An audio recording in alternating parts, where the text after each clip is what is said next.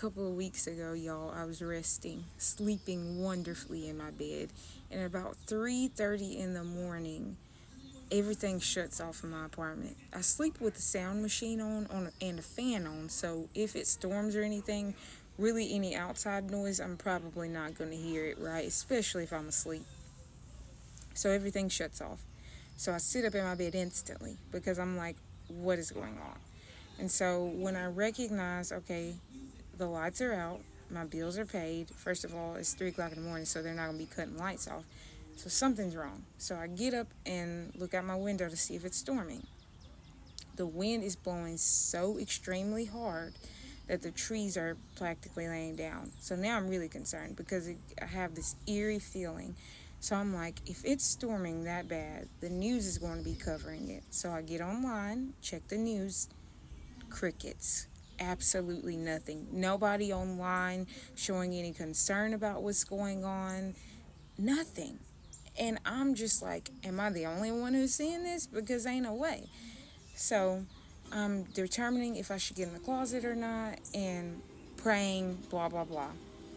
But to make a long story short, what made me think about this in the first place is the fact that it's been continually storming. And I started thinking about the day of Jesus' return and how the Bible refers to it so often. It says that it will be like Jesus coming like a thief in the night. It will catch people off guard. It speaks of how we don't know the day or the hour. And it even calls that day a great and terrible day. Great for those who have accepted Jesus and terrible for those who have not. But y'all, it got me to thinking how the noise that I had in my room was essentially keeping me from being able to hear what was going on out there. Another word would be distractions. The Bible also says that when that day comes, it'll be like the days of Noah. What happened in the days of Noah?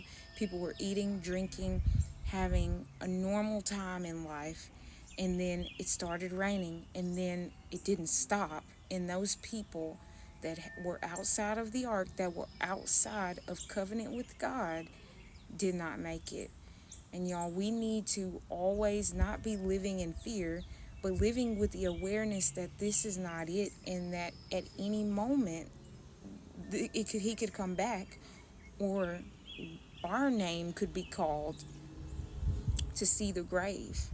And so it's so important that we are not distracted by the things and the comforts in this life, but that we are keeping our eyes on our Father, staying connected to Him and seeking Him so that we won't be caught off guard when that day comes. And if you do not know Him and you're watching this, give your life to the Lord today. He loves you and He desires to know you, not only for eternity, but right now, so you can experience a life of transformation and joy and peace with Him.